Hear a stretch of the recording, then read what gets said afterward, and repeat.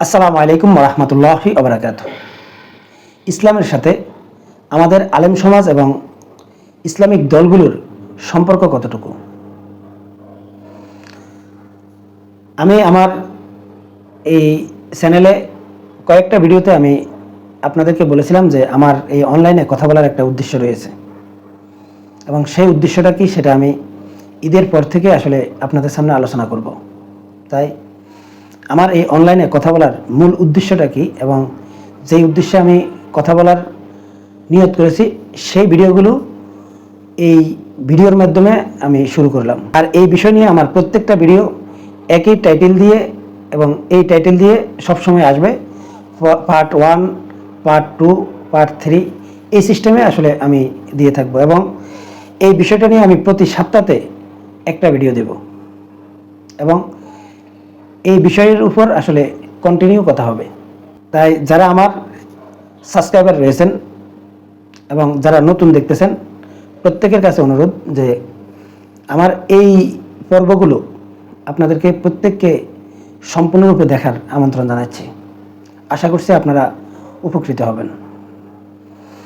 আমার অনলাইনে কথা বলার আরেকটা উদ্দেশ্য হচ্ছে যে আমি এই যে কথাগুলো বলছি এগুলো এই সোশ্যাল মিডিয়া যতদিন থাকবে ততদিন অবশ্যই অনলাইনে আমার এই কথাগুলো থাকবে।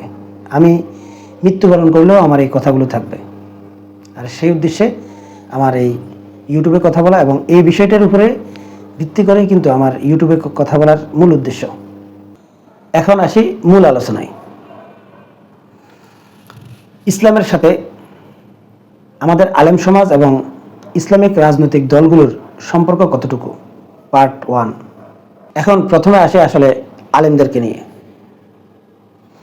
আমাদের এই উপমহাদেশের যেসব আলেমরা রয়েছেন এই আলেমরা মনে করেন যে তারা পৃথিবীর সবচাইতে বড় জ্ঞানী এবং পৃথিবীর সবচাইতে ভালো মানুষ তারা এবং একমাত্র তারাই কিন্তু নবীর ওয়ারিস। আবার একটা হাদিসের বর্ণনা দিয়ে বলেন যে আলেমরা হচ্ছে নবীর ওয়ারিস। এটা সত্য কথা, অবশ্যই আলেমরা নবীর ওয়ারিস। এখন আলেম কাদেরকে বলা হয়? যাদের কোরআনের জ্ঞান রয়েছে। এখন আল্লাহ তাআলা সূরা ইয়াসিনে বলেছেন যে বিজ্ঞানময় কোরআনের কসম। এখন কোরআনকে আল্লাহ তাআলা বলেছেন যে বিজ্ঞানময়। এখন বিজ্ঞান শব্দের অর্থ কি? বিজ্ঞান শব্দের অর্থটা হচ্ছে বিশেষ জ্ঞান। এখন বলেন তো আমাদের এই উপমহাদেশের যেসব আলেমরা রয়েছেন এই আলেমদের মধ্যে কয়জনের বিশেষ জ্ঞান রয়েছে এবং তারা আসলে কতটা জ্ঞানী এবং কতটা প্রজ্ঞার অধিকারী তারা? আপনি যদি আমাদের এই উপমহাদেশের আলেমদের বক্তব্য বিবৃতিগুলো যদি একটু পর্যালোচনা করেন তাহলে দেখবেন যে একজন আলেম বলছে যে একমাত্র আমি হক এবং আমি যেই ব্যাখ্যাগুলো দিচ্ছি এটা হচ্ছে আহলে সুন্নাহ ওয়াল জামাতের মত। আর অন্য গ্রুপকে অবশ্যই তারা বেদাতি বলছে, কাউকে কাফের বলছে, এক একজনকে এক এক রকম ফতোয়া দিচ্ছে। আপনি যদি বাংলাদেশের আলেমদের যদি একটু বৈশিষ্ট্যগুলো যদি হিসাব করেন, যেমন বাংলাদেশে কওমি মাদ্রাসার একটা গ্রুপ রয়েছে আর আলিয়া মাদ্রাসার একটা গ্রুপ রয়েছে। এখন কওমি মাদ্রাসার গ্রুপগুলোর মধ্যে আবার অনেকগুলো দল রয়েছে, অনেকের অনেক রকম মত রয়েছে। আবার আলিয়া মাদ্রাসার মধ্যেও অনেক আলেমের অনেক রকম মত রয়েছে। আবার অনেকে মাদ্রাসায়ও লেখাপড়া করেনি, কোরআন হাদিস সম্পর্কে কোনো কিছুই জানে না। তারা বলে তারা মারিফাতের আলেম। এই যে তিনটা গ্রুপ এবং এই তিনটা গ্রুপের মধ্যে অসংখ্য মতভেদ। এই মতভেদের মধ্যে একজন আরেকজনকে কাফের ফতোয়া দিচ্ছে, একজন অন্যজনকে বেদাতি বলছে, আবার একজন আরেকজনকে শিরকি আকীদা বলছে। মানে মূল কথাটা হচ্ছে সবাই বলছে যে আমারটাই একমাত্র হক আর অন্যটা বাতিল। এই যে আমাদের মুসলমানদের মধ্যে এই যে বিভিন্ন ভাগ ভাগ করে দেওয়া হয়েছে এবং এই মুসলমানদেরকে বিভ্রান্ত করে এক একজনকে এক এক গ্রুপে নিয়েছে, এই সব কিছু কিন্তু এই আলেমরাই করেছে। এবং আল্লাহ তাআলা যে বলেছেন কোরআনে স্পষ্ট ভাষায় যে তোমরা ঐক্যবদ্ধভাবে দ্বীনের রশিকে আঁকড়ে ধরো, তোমরা পরস্পর বিচ্ছিন্ন হও না। এই যে কোরআনের স্পষ্ট আয়াত, এই আয়াতকে যদি আপনারা এই সব আলেমদের কাছে উপস্থাপন করেন তখন কিন্তু আপনারা এই বক্তব্যটা পাবেন। বদ্দিনের সম্মেলনে যদি 50 লাখ মানুষ যায় তাহলে এটা বিশুদ্ধ হয়ে গেল না? আমরা অবস্থাটা দিই, সমাজের অবস্থাটা দিই। যেই বদ্দিনের দলে সাধনাই হইল নবীগণকে গুনাহগার সাব্যস্ত করা, এই বদ্দিনের সম্মেলনে সারা দুনিয়ার মানুষ গেলে আমার কি আসে যায়? বদ্দিনের সম্মেলনে যাবে, তার কথা শুনবে, ভ্রান্ত মতবাদ গ্রহণ করবে, তুমি দিনদার থাকতে পারবে না, তুমি বদ্দিন হয়ে যাবে। এমন বদ্দিনে যদি কয় আও মুসলমান, সব একদল হইয়া যায়, কি মজার ওয়াজ। আবার কোরআন শরীফের আয়াত দিয়ে দলিল দেয়, কয় আল্লাহ কোরআনে কইছেন ওয়াতাসিমু বিহাবলিল্লাহি জামিআন ওয়ালা তাফাররাকু। ও মুসলমানেরা, তোমরা আল্লাহর রশ্মিকে শক্তভাবে ধারণ করার মাধ্যমে ঐক্যবদ্ধ হও, পরস্পরে বিচ্ছিন্ন হইও না। মুফাসসিরিনে কেরাম লিখেছেন এখানে আল্লাহর রশ্মি বলতে আল্লাহর শহীদ দিন বুঝাইছেন। আয়াতের অর্থ হলো আল্লাহর শহীদ দিন পালনের মাধ্যমে মুসলমান ঐক্যবদ্ধ হও। বলেন আল্লাহ শুধু ঐক্যবদ্ধ হও বলেছেন না শহীদ দিন পালনের মাধ্যমে? শহীদ দিন কোনটা? নবীরে গুনাহগার মনে করা না বদ্দিন? আল্লাহ তো দিনদারের সাথে ঐক্যবদ্ধ হওয়ার কথা বলেছেন, তুই বদ্দিন, তোর সাথে ঐক্যবদ্ধ হওয়ার কথা তো আল্লাহ কোরআনে বলে নেই। এই কথাটা বলার মতো এরকম সৎসাহসী অর্গানাইজার আমি পাই না, মুনতাজিম পাই না, এই সৎ কথাটা বলবে। আল্লাহ তো দিনদারের সাথে ঐক্যবদ্ধ হওয়ার কথা বলছে, তুই নবীরে গুনাহগার মনে করস, তুই তো বদ্দিন, তোর সাথে ঐক্যবদ্ধ হওয়ার কথা আল্লাহ কোরআনে মুসলমানদেরকে বলেন। মূল কথাটা হচ্ছে যে তারা কিন্তু সাধারণ যেই মানুষগুলো রয়েছে এদের কাছে ইসলামের দাওয়াত দিতে গিয়ে সবচাইতে বেশি মুসলমানদেরকে বিভিন্ন দলে বিভক্ত করেছে কিন্তু এই আলেমরাই। এখন বলতে পারেন যে যদি আলেম যদি না থাকে তাহলে তো পৃথিবীটা অন্ধকারে হয়ে যাবে, এটাও সত্য। আল্লাহ তাআলা সিরাতুল মুস্তাকিমের পথ অনুসরণ করা একজন আলেমের দলও রাখবেন। কিন্তু বর্তমান সময়ে আমরা যেই কার্যক্রমগুলো দেখছি, এই কার্যক্রমগুলোর মধ্যে আপনি এই সিরাতুল মুস্তাকিমের পথ অনুসরণ করা আলেমের সংখ্যা খুবই কম পাবেন, একেবারে নগণ্য। আপনি যদি একটু হিসাব করেন, আজ থেকে যদি আপনি 20 বছর বা 30 বছর আগেও যদি একটু দুনিয়ার হালচাল যদি হিসাব করেন তাহলে বুঝবেন যে আলেমের সংখ্যা অনেক কম ছিল, কিন্তু মানুষের মধ্যে তখন ফিতনাও কম ছিল। কিন্তু বর্তমান সময়ে আপনি অনেক আলেম পাবেন, কিন্তু ফিতনা তার চাইতে বেশি পাবেন। এখন এটার মূল কারণটা কি? রাসূলুল্লাহ সাল্লাল্লাহু আলাইহি ওয়াসাল্লামের আমলে অথবা সাহাবায়ে কেরামদের আমলে অথবা তাবেঈনদের আমলে অথবা তাবেঈনদের আমলে যেসব হাফেজরা ছিল তাদের মর্যাদা ছিল অনন্য উচ্চতায়, এবং তাদেরকে সবচাইতে বড় পণ্ডিত মনে করা হতো, তৎকালীন আমলের ইসলামিক পণ্ডিতও মনে করা হতো। এর কারণ হচ্ছে ওই সময় যারা হাফেজ ছিল বা যাদের আরবি ভাষার উপর দক্ষতা ছিল বা তাদের ভাষাই ছিল আরবি, তাই পুরো 30 পারা কোরআন কিন্তু তাদের মুখস্থ ছিল এবং এটার অর্থ কি সেটা সহ কিন্তু তাদের জানা ছিল। এবং সেই সময়ের আলেমরা আসলে শুধু এর অর্থ জানতো তা না, কোরআন সম্পর্কে তারা গবেষণা করত।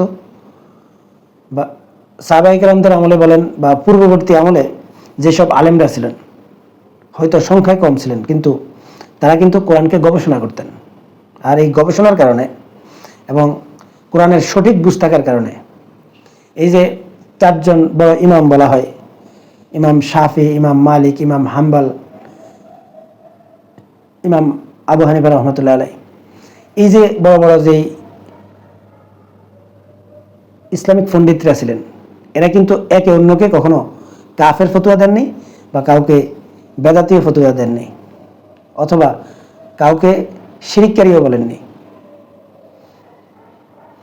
তারা কিন্তু একে অন্যকে সম্মান করতেন।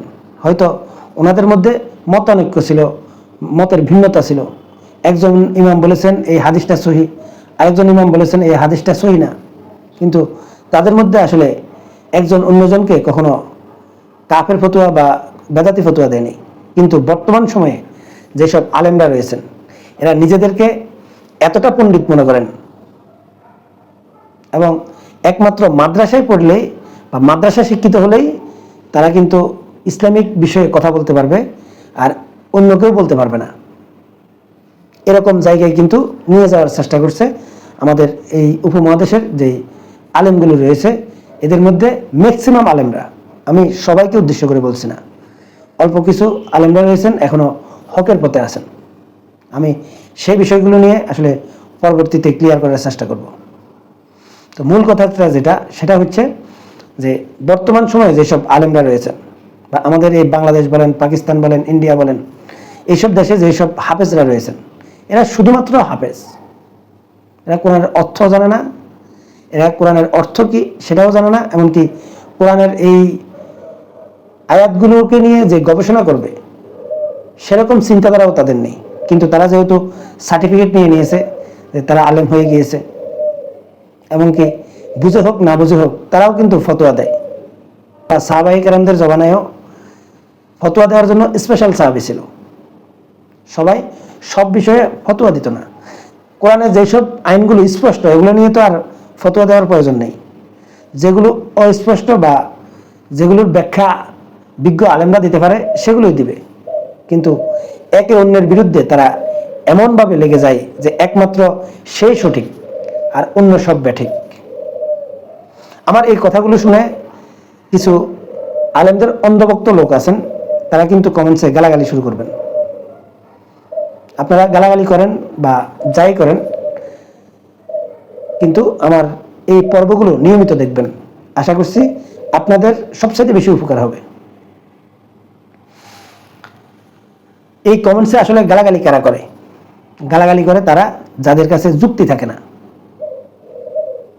তারাই কিন্তু গালাগালি করে। যেমন দুজন ব্যক্তির মধ্যে যদি আপনি কখনো তর্ক হতে দেখেন, যখন একজন দেখবেন যে হঠাৎ গালাগালি শুরু করেছে, তখন বুঝতে হবে যে ওই লোকের কাছে আর যুক্তি নেই, তাই সে গালাগালি শুরু করেছে।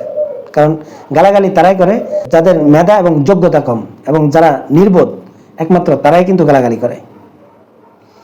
আমি কিন্তু আমার এই চ্যানেলে বেশিরভাগ বিএনপির এবং আওয়ামী লীগের সমালোচনা সবচাইতে বেশি কঠোর ভাষায় করি, কিন্তু আপনারা দেখবেন আওয়ামী লীগ বলেন, বিএনপি বলেন, জাতীয় পার্টি বলেন, এদের সমালোচনা করলেও এদের সমর্থকরা কর্কশ ভাষায় গালাগালি করে না। কিন্তু ইসলামিক দলগুলোর সামান্যতম একটু সমালোচনা করলেও কমেন্টসে গালাগালির বন্যা বয়ে যায়। এখন যদি বলি কেন গালাগালি করে, তখন তারা বলে যে সূরা লাহাব পড়েন এবং এটার অর্থ সহ পড়েন। ভাই, আপনি যদি সূরা লাহাবের অর্থ যদি একবার পড়েন, আমি আপনার চাইতে নিশ্চিত থাকতে পারেন তার সাথে অনেক বেশিবার পড়েছি।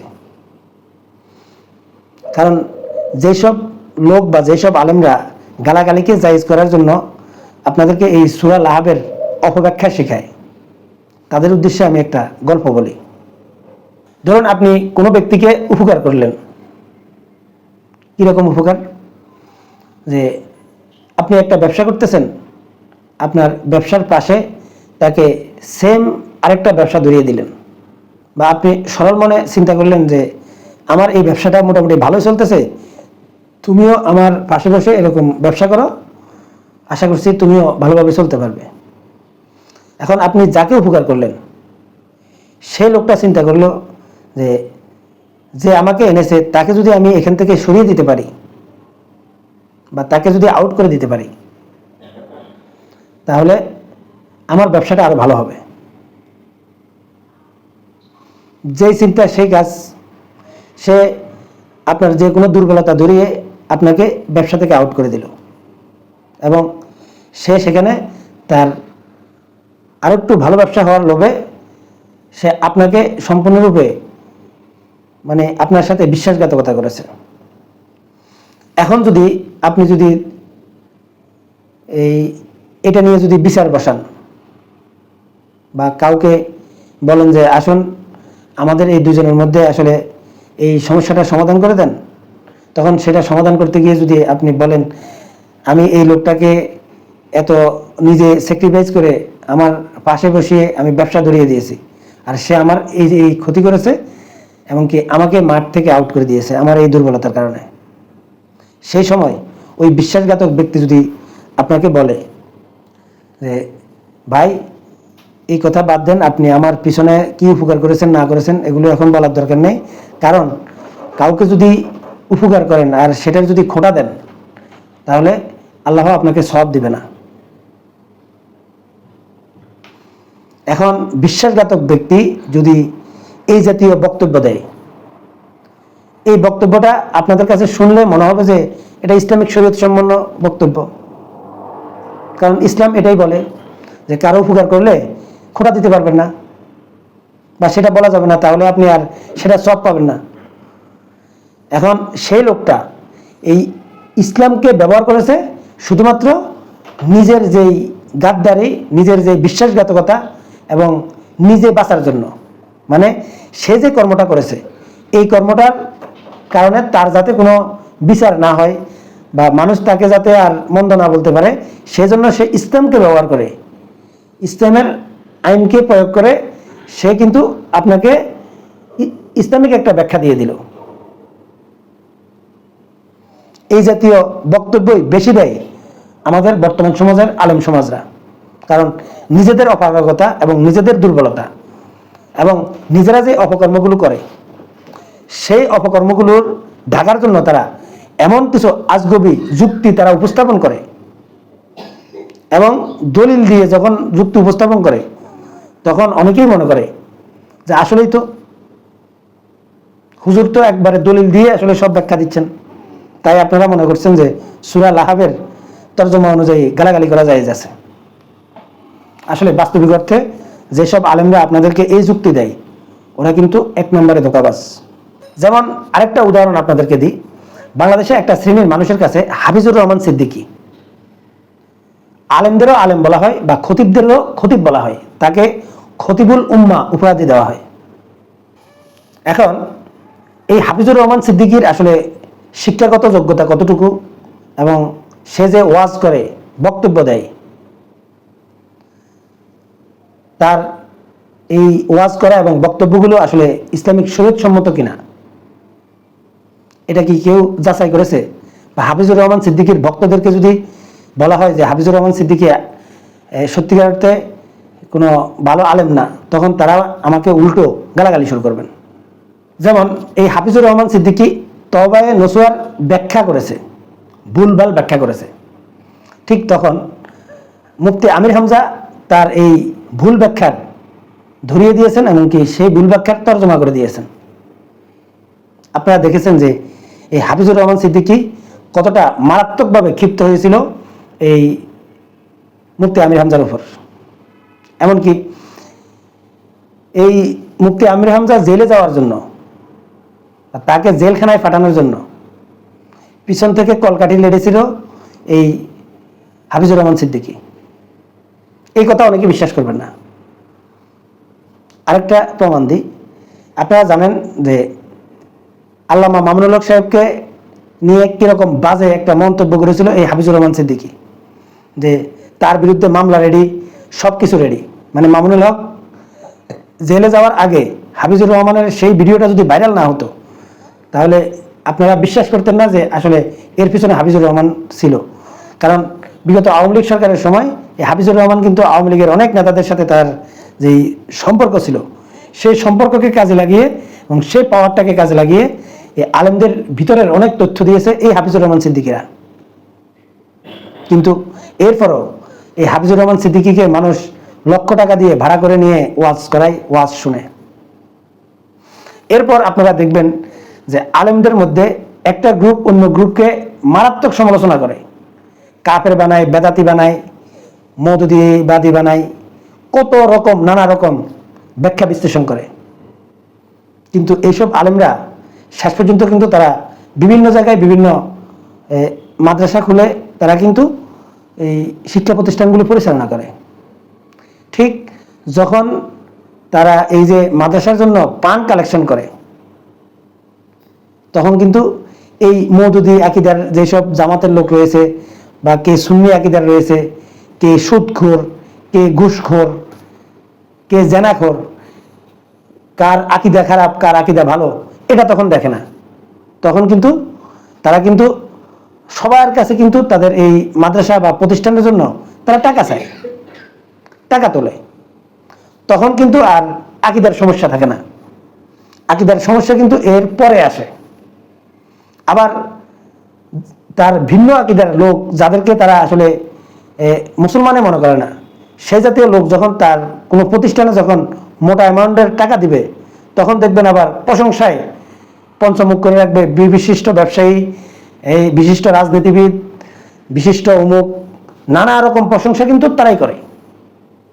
মূল কথাটা হচ্ছে স্বার্থের জন্য তারা মানে সব কিছু করতে পারে, সব কিছু।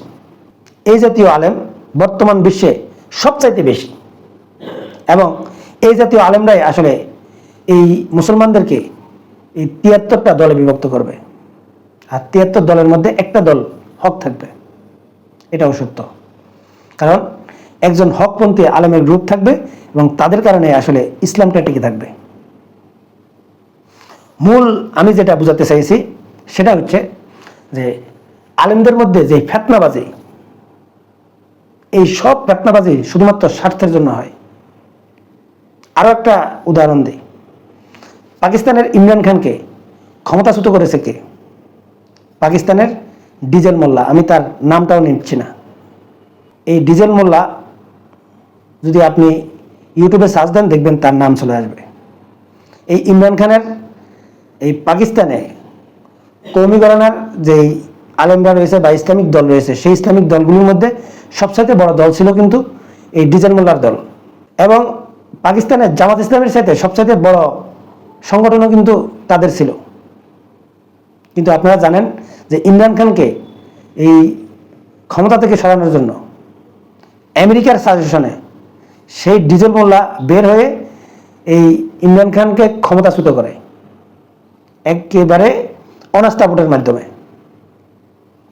এখন বলেন, পাকিস্তানে এই ডিজেল মোল্লা সবার কাছে অনেক জনপ্রিয় আলেম ছিল এবং অনেক হাক্কানি আলেম ছিল, কিন্তু বাস্তবিক অর্থে টাকার কাছে কিভাবে বিক্রি হয়েছে।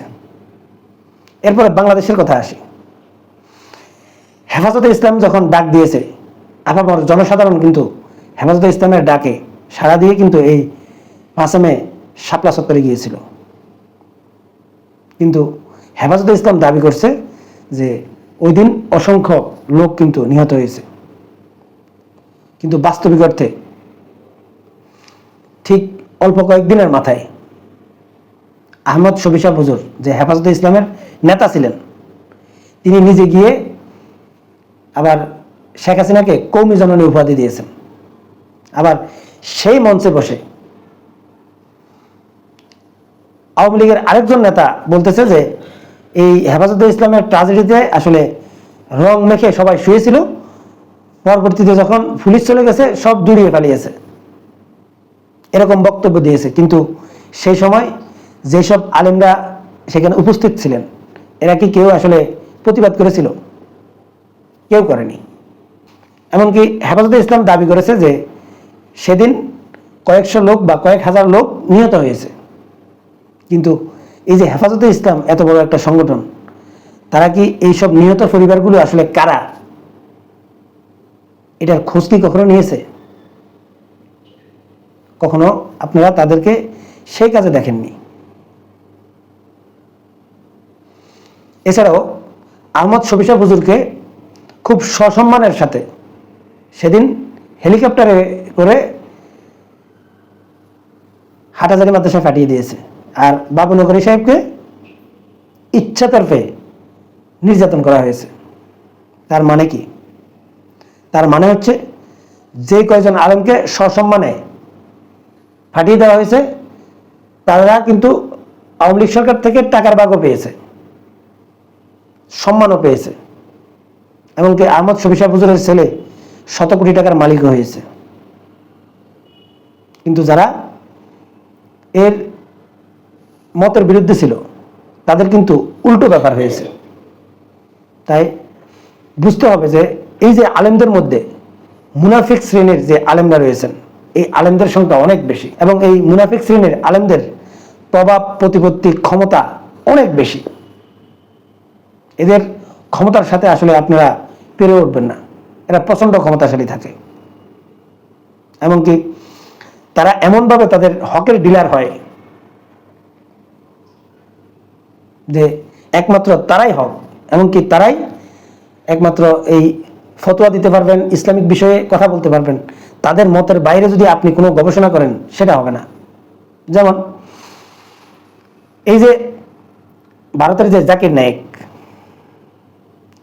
সে যখন বাংলাদেশে আসবে বলেছে, বাংলাদেশের একটা আলেম শ্রেণীর গ্রুপ সংঘবদ্ধ হয়ে তারা প্রতিবাদ জানিয়েছে, এমনকি তারা মিছিল করেছে, এমনকি এয়ারপোর্ট ঘেরাও দেবে এরকম প্রস্তুতিও নিয়েছে। শেষ পর্যন্ত জাকির নায়েক আসেনি, কিন্তু বাংলাদেশের সানি লিওন এসেছে। তখন কিন্তু এইসব আলেমদের মুখে সামান্যতম বক্তব্য ছিল না। এখন বলেন যে জাকির নায়েকের সাথে এই আলেমদের আসলে শত্রুতাটা কিসের? জাকির নায়েক যখন প্রাথমিক অবস্থায় বক্তব্য বিবৃতি দিয়েছেন, তখন জাকির নায়েককে বলা হতো আহলে হাদিস, এবং বাংলাদেশে আহলে হাদিসে পন্থী যেসব আলেমরা রয়েছে তারা কিন্তু জাকির নায়েককে অনেক প্রমোট করেছে। জাকির নায়েক এই সেই এরকম অনেক সুনাম করত এবং ব্যাপক প্রচারণা চালাতো জাকির নায়েকের পক্ষে ছিল। জাকির নায়েক যখন মাযহাবপন্থীদের প্রতি একটু সফট কর্নার দেখাতে গেল বা সহনশীল ছিল বা সে জাতীয় বক্তব্য দেওয়া শুরু করলো, তখন জাকির নায়েক আসলে সব গোষ্ঠীর কাছে খারাপ হয়ে গেল। এখন আসি, বাংলাদেশে যারা কওমি মাদ্রাসার আলেম, এই আলেমরা আসলে জাকির নায়েককে অপছন্দ করার কারণটা কি, তার প্রতি ক্ষোভের কারণটা কি, সেটা সংক্ষেপে একটা ঘটনা বলি, যেখান থেকে মূল সূত্রপাত। ভারতে একটা দর্শনের ঘটনা ঘটেছিল। সেটা হচ্ছে শ্বশুর তার পুত্রবধূকে দর্শন করেছিল। এখন এই দর্শন করার পর এই দর্শিতা পরিবার তখন দেওবন্দ মাদ্রাসায় ফতোয়ার জন্য যায় যে এখন এই অবস্থায় কি করা যায়। তখন দেওবন্দ মাদ্রাসা থেকে আসলে ফতোয়া দেওয়া হলো যে ওর স্ত্রী তালাক হয়ে গেছে, মানে যেহেতু শ্বশুর দর্শন করেছে পুত্রবধূকে, তাই ছেলের সাথে আর এই মেয়ে সংসার করতে পারবে না। এই ফতোয়া দেওয়ার পর পুরো ভারতের মিডিয়া তো জানেন, এবং ইসলাম বিদ্বেষী যে এইসব মিডিয়াগুলো ছিল প্রত্যেকটা মিডিয়া সমানভাবে এটা প্রচার করা শুরু করেছে যে ইসলাম কতটা নিষ্ঠুর সেটা দেখেন। যে একটা মেয়ে তার শ্বশুরের কাছে দর্শিত হয়েছে, মানে মেয়েটার উপর জুলুম করা হয়েছে, জোর করে শ্বশুর দর্শন করেছে, তার উপরে একটা মেয়ের একটা সবচাইতে বড় অবলম্বন হচ্ছে তার স্বামী। এখন ইসলাম কতটা নিষ্ঠুর যে এই মেয়ের এখন আর স্বামীর সাথেও সংসার করতে পারবে না, এমনকি এই পরিবারে যে সন্তানগুলো রয়েছে এই সন্তানগুলোর জীবনটাও ছিনিমিনি হয়ে গেল। মানে ইসলামিক আইন কতটা খারাপ এটা প্রচার করা শুরু করলো।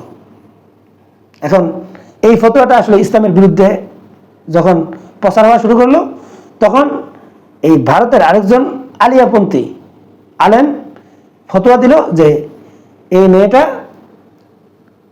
তার স্বামীর সংসার করতে পারবে, মানে এখানে তালাক হয়নি, ভাইয়া স্বামী স্ত্রীর সম্পর্কে কোনো সমস্যা হবে না। এটা যখন ফতোয়া দিল, তখন আসলে এটা নিয়ে আসলে এই আলিয়া এবং কওমের মধ্যে একটা দ্বন্দ্ব তৈরি হলো বা বিতর্ক তৈরি হলো। এই বিতর্কিত অবস্থায় আসলে যখন জাকির নায়েক এই একটা সেমিনারে আসলে বক্তব্য দিচ্ছিলেন, সেই সময় একজন সাংবাদিক এই জাকির নায়েককে এই প্রশ্নটা করেছে যে এই বিতর্কের অবসানটা কি। তখন জাকির নায়েক বলেছিল যে এই ঘটনাটা আমিও শুনেছি, কিন্তু জাকির নায়েক কোনো ফতোয়া দেননি। তিনি এই দুইজন আলেমকে নিয়ে আসলে কথা বলেছেন যে একজন ফতোয়া দিয়েছে যে তালাক হয়ে গেছে, আরেকজন ফতোয়া দিয়েছে তালাক হয়নি। মজার বিষয় হচ্ছে যে দুইজন আলেমে কোরআনের একই আয়াতের ব্যাখ্যা করেই আসলে এই ফতোয়া দিয়েছে।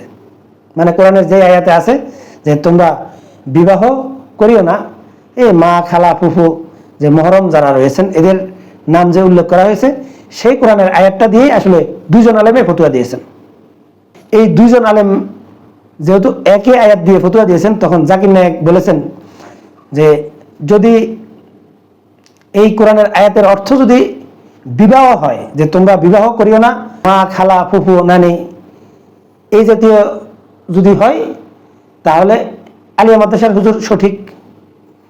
আর যদি কোরআনের আয়াত এরকম থাকে যে তোমরা দর্শন করিও না, মা, খালা, নানি, ফুফু, তাহলে কিন্তু কওমি মাদ্রাসার যে ফতোয়াটা রয়েছে এটা সঠিক। এবং জাকির নায়েক এটাও ব্যাখ্যা করেছেন যে কোরআনের আয়াত তো আর এভাবে হবে না যে তোমরা দর্শন করিও না এই নানি, মা, খালা, ফুফুদেরকে, তাহলে অন্যদেরকে কি দর্শন করবে? অতএব এই আয়াতের অর্থ হচ্ছে বিবাহ। বাস, যেহেতু কওমি মাদ্রাসার আলেমের বিপক্ষে ফতোয়া দিয়েছে জাকির নায়েক, অতএব সে টাই পরে, সে কোট পরে, সে ইহুদিদের দালাল, সে কোরআন পড়ে নেই, সে কি কোনো মাদ্রাসায় পড়েছে? সে কিভাবে ফতোয়া দেবে? এই জাতীয় নানা রকম বক্তব্য বিবৃতি কিন্তু শুরু হয়ে যায়। এখন বলেন যে এই যে আমাদের দেশে কোনো আলেমদের বিরুদ্ধে আপনি যদি কোনো কথা বলতে যান বা আলেমদের ভুল যদি ধরতে যান, তখন আপনাকে প্রশ্ন করবে যে আপনি কোন মাদ্রাসায় পড়েছেন, আপনার টাইটেলটা কি, আর মাদ্রাসায় পড়লেও আপনি কি পড়েছেন, কতটুকু পড়েছেন। গবেষণা করতে হবে ঠিক তাদের আকীদা মতো, তাদের পছন্দ মতো। যদি আপনার গবেষণা যদি না হয়, তাহলে কিন্তু আপনি বাতিল। এ হলো আলেমদের মূল সমস্যা। মানে আলেমদের মধ্যে এই সমস্যা, প্রত্যেকে শুধু নিজেরটাই সঠিক মনে করে। এবার আসি ইসলামিক দলগুলোর। ইসলামিক দলগুলোর মধ্যে বাংলাদেশে যদি হিসাব করা হয় কয়টা ইসলামিক দল আছে আমি সেটা জানিও না। এগুলো আপনি মুখস্থ করতে হয়তো কয়েক মাস সময় লেগে যাবে। মানে ইসলামিক দলগুলো কমপক্ষে 30-40টা বা এর বেশিও থাকতে পারে, কিন্তু মানুষ এই দলগুলোর নামটাও ঠিকমতো জানে না। মানে তারা বিভিন্ন দল খুলে বসে আছে। এটার কারণ কি? শুধুমাত্র নেতৃত্বের হিংসায়, নেতৃত্বের প্রতিযোগিতায়। মানে আমি নেতা হব। আপনারা জানেন যে এক একটা ইসলামিক দল ভেঙে কতগুলো যে দল হয়েছে, এই সবগুলো দল এভাবে হয়েছে। এক একটা দল ভেঙে কয়েকটা দল হয়েছে। মানে আমি সব, আমি নেতৃত্ব দেব, যোগ্যতা থাকুক আর না থাকুক।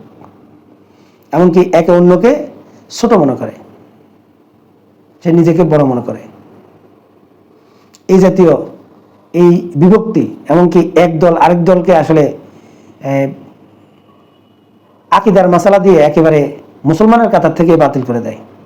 যেমন সুন্নি সম্প্রদায়ের লোক আছে, তারা মনে করে যে মওদুদি আকীদা যারা লালন করে তারা সব কাফের। আবার এই মওদুদি রহমতুল্লাহ আলাইহির যারা এই প্রতিষ্ঠিত দল করে, তারা মনে করে যে সুন্নি যারা আছে এরা সব বেদাতি।